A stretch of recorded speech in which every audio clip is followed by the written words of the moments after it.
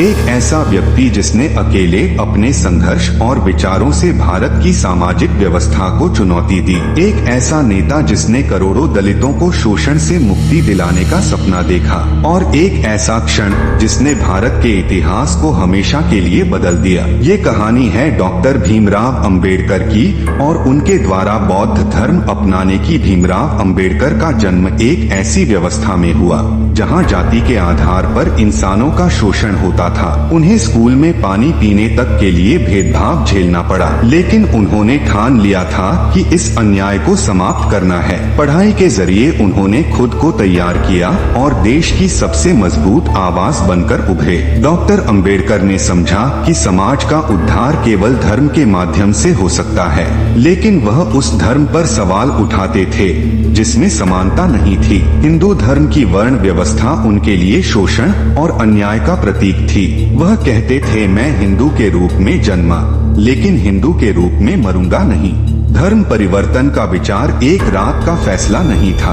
उन्होंने इस्लाम, ईसाई धर्म, सिख धर्म और बौद्ध धर्म का गहन अध्ययन किया। उन्होंने देखा कि बौद्ध धर्म में समानता और स्वतंत्रता की वो भावना है जिसकी तलाश दलित समाज को थी। बुद्ध के अहिंसा और करुणा के सिद्धांतों ने उन्हें गहराई से प्रभावित किया। 14 अक्टूबर 1956 को नागपुर में इतिहास रच दिया गया। डॉक्टर अंबेडकर ने बौद्ध धर्म अपनाया। उनके साथ 3 लाख से ज्यादा दलितों ने भी धर्म परिवर्तन किया।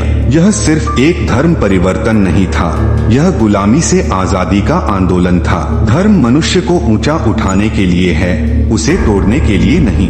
मैंने बौद्ध धर्म इसलिए चुना क्योंकि यह समानता, स्वतंत्रता और भाईचारे का धर्म है। अंबेडकर का यह निर्णय एक नई क्रांति की शुरुआत थी। यह भारत के इतिहास का वह पल था जिसने दलित समाज को नई दिशा और पहचान दी। आज भी अंबेडकर का संघर्ष और उनका यह ऐतिहासिक कदम लाखों लोगों को प्रेरणा देता है। डॉक्टर भीमराव अंबेडकर का जन्म 14 अप्रैल 1891 को हुआ। उनके पिता रामजी मालोजी सखपाल और माता भीमाबाई थीं। छोटी उम्र से ही अंबेडकर ने जातिगत भेदभाव का सामना किया, लेकिन उन्होंने अपनी पढ़ाई में कभी कोई कमी नहीं आने दी। स्कूल में उनके शिक्षक कृष्णाजी केशव अंबेडकर, जो ऊंची जाति के थे, उन्हें बेहद पसंद करते थे। कृष्णाजी ने ही उन्हें अंबेडकर सरनेम दिया। शिक्षकों के प्रोत्साहन पर उनके पिता रामजी उन्हें बम्बई लेकर आए, जहां उन्होंने एल्फिंस्टन स्कूल में दाखिला लिया। यह स्कूल देश के सबसे आधुनिक स्कूलों में से एक था,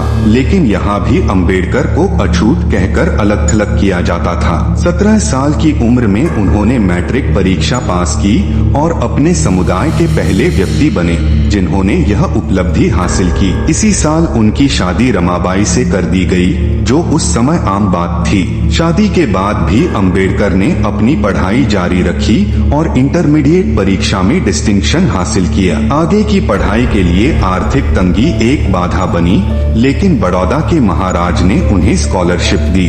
इस मदद से उन्होंने बीए की डिग्री पूरी की और 1913 में अमेरिका की कोलंबिया यूनिवर्सिटी में मास्टर्स के लिए दाखिला लिया। वहां उन्होंने 2 साल में एमए की डिग्री पूरी की और पीएचडी भी हासिल की।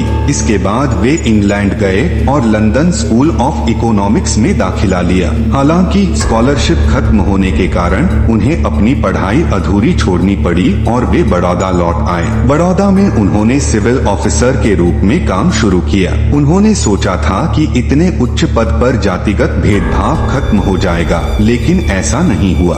भेदभाव ने उन्हें समाज में बड़े बदलाव की आवश्यकता का एहसास कराया और उनके संघर्ष की दिशा को और स्पष्ट किया। डॉक्टर भीमराव अंबेडकर का जीवन संघर्षों और उपलब्धियों का एक अद्भुत संगम था। उच्च शिक्षा प्राप्त करने और कई देशों का अनुभव हासिल करने के बावजूद जातिगत भेदभाव ने उनका पीछा कभी नहीं छोड़ा। बड़ौदा में सरकारी नौकरी के दौरान उन्हें चपरासी तक से भेदभाव का सामना करना पड़ा। ऐसी परिस्थितियों ने उन्हें एहसास कराया कि जातिवाद के खिलाफ उनकी लड़ाई सिर्फ व्यक्तिगत नहीं बल्कि सामूहिक थी। 1918 में अंबेडकर बम्बई के सिडेनहैम कॉलेज में लेक्चरर बने, जहां वे छात्रों के बीच एक प्रख्यात विद्वान और प्रेरणादायक शिक्षक के रूप में पहचाने गए। इसी दौरान उन्होंने मूक नायक नामक एक मराठी अखबार की शुरुआत की, जो दलितों की आवाज बनकर उभरा। वे सम्मेलनों का आयोजन करते और विभिन्न मंचों पर दलित समुदाय के अधिकारों के लिए बात करते। अंबेडकर समझ चुके थे कि दलितों की समस्याओं को सार्वजनिक मंचों पर उठाना ही उनके अधिकारों की लड़ाई में पहला कदम है। इन गतिविधियों के साथ साथ उन्होंने अपनी पढ़ाई भी जारी रखी। वे लंदन लौटे और अपनी पीएचडी और वकालत की पढ़ाई पूरी की। उनकी शिक्षा और अनुभव ने उन्हें दलित समुदाय का एक प्रभावशाली और सशक्त नेता बना दिया। 1924 में अंबेडकर ने बहिष्कृत हितकारिणी सभा की स्थापना की, जो दलितों की शिक्षा, हॉस्टल, स्कूल और मुफ्त लाइब्रेरी जैसी सुविधाओं पर केंद्रित थी। 1927 में उन्होंने महार सत्याग्रह का नेतृत्व किया, जो पानी के अधिकार के लिए दलितों के संघर्ष का प्रतीक बन गया। इसके बाद उन्होंने गोलमेज सम्मेलन और संविधान सभा में भी दलित समुदाय के अधिकारों के लिए आवाज बुलंद की। अंबेडकर ने 13 अक्टूबर 1935 को नासिक में घोषणा की कि वे हिंदू धर्म छोड़ देंगे। उन्होंने कहा, मैं हिंदू धर्म में पैदा हुआ हूँ, लेकिन हिंदू के रूप में मरूंगा नहीं। 1936 में उन्होंने मुक्ति कौन पथ है नामक भाषण दिया, जिसमें उन्होंने दलितों को धर्म परिवर्तन की आवश्यकता के बारे में विस्तार से समझाया। हालांकि वे तत्काल यह तय नहीं कर पाए कि कौन सा धर्म अपनाना चाहिए। उन्होंने करीब 20 वर्षों तक विभिन्न धर्मों का गहन अध्ययन किया। शुरुआत में वे इस्लाम की ओर झुके हुए दिखाई दिए। 1929 में नोटिस टू हिंदुइज्म नामक संपादकीय में उन्होंने लिखा, अगर धर्म परिवर्तन करना है तो मुसलमान बनो। उनकी इस सोच से हिंदूवादी संगठनों को खतरा महसूस हुआ। उन्होंने अंबेडकर को आर्य समाज या सिख धर्म अपनाने का प्रस्ताव दिया, लेकिन अंबेडकर को सिख धर्म में भी जाति प्रथा का प्रभाव दिखाई दिया, इसलिए उन्होंने इसे खारिज कर दिया।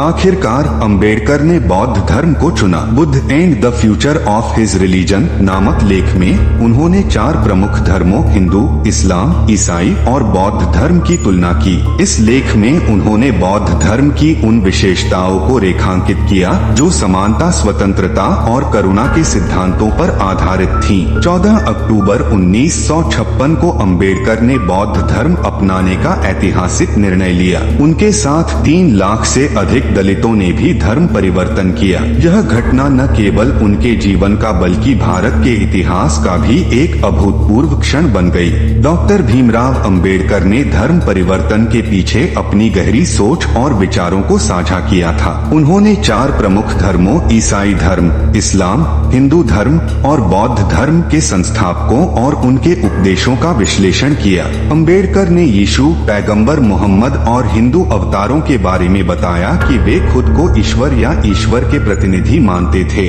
और उनके अनुयायियों से भी यही अपेक्षा करते थे। लेकिन जब उन्होंने गौतम बुद्ध को समझा तो उन्हें यह देखा कि बुद्ध ने न तो खुद को ईश्वर का अवतार माना, न ही किसी प्रकार के चमत्कार का दावा किया। बुद्ध ने केवल एक मार्ग बताया जिसे कोई भी व्यक्ति अपनी मेहनत और समझ से प्राप्त कर सकता था। यही कारण था कि अंबेडकर को बौद्ध धर्म में तार्किकता, स्वतंत्रता और समानता का सबसे सशक्त उदाहरण मिला। बौद्ध धर्म में महिलाओं और शूद्रों के अधिकारों को बराबरी पर माना गया था। बुद्ध ने महिलाओं को भिक्षुणी बनने का अधिकार दिया और शूद्रों को अपने संघ में स्थान दिया। यह बौद्ध धर्म की प्रगतिशीलता थी जिसने अंबेडकर को खास तौर पर प्रभावित किया। अंबेडकर का मानना था कि धर्म को विज्ञान और तर्क की कसौटी पर खरा उतरना चाहिए और यही गुण बौद्ध धर्म में उन्हें नजर आए। इसके अलावा बौद्ध धर्म में समय के साथ बदलाव की संभावना भी थी जो अन्य धर्मों में कहीं नहीं दिखाई देती थी। 14 अक्टूबर 1956 को डॉक्टर अंबेडकर ने नागपुर नागपुर में 3,65,000 लोगों के साथ बौद्ध धर्म अपनाया। इस धर्म परिवर्तन के साथ उन्होंने जातिवाद और असमानता के खिलाफ एक बड़ा संदेश दिया। हालांकि गांधी जी इस धर्म परिवर्तन से असहमत थे। अंबेडकर ने बौद्ध धर्म को चुनने का फैसला किया क्योंकि यह भारतीय सनातन परंपरा से जुड़ा हुआ था। बौद्ध धर्म अपनाने के बाद अंबेडकर ने दलितों के लिए एक नई दिशा दिखाई। उनके इस आंदोलन से लाखों लोग प्रभावित हुए और उन्होंने हिंदू धर्म छोड़कर बौद्ध धर्म अपनाया। हालांकि अंबेडकर की मृत्यु के बाद इस आंदोलन की गति धीमी पड़ गई, लेकिन उनका प्रभाव आज भी जारी है। उनकी मेहनत और संघर्ष के कारण आज भी समाज में जातिवाद के खिलाफ आवाज उठाई जाती है और दलितों के अधिकारों के लिए लड़ाई जारी है। अंबेडकर का धर्म परिवर्तन का आंदोलन एक महत्वपूर्ण हिस्सा है भारतीय समाज के परिवर्तन की कहानी का। डॉक्टर भीमराव अंबेडकर के संघर्ष और उनके बौद्ध धर्म अपनाने के फैसले ने समाज में समानता की दिशा में महत्वपूर्ण बदलाव लाए। उनके योगदान को हम कभी नहीं भूल सकते। अगर आपको वीडियो पसंद आया हो तो लाइक, शेयर और सब्सक्राइब जरूर करें। कमेंट में अपने विचार बताएं। धन्यवाद।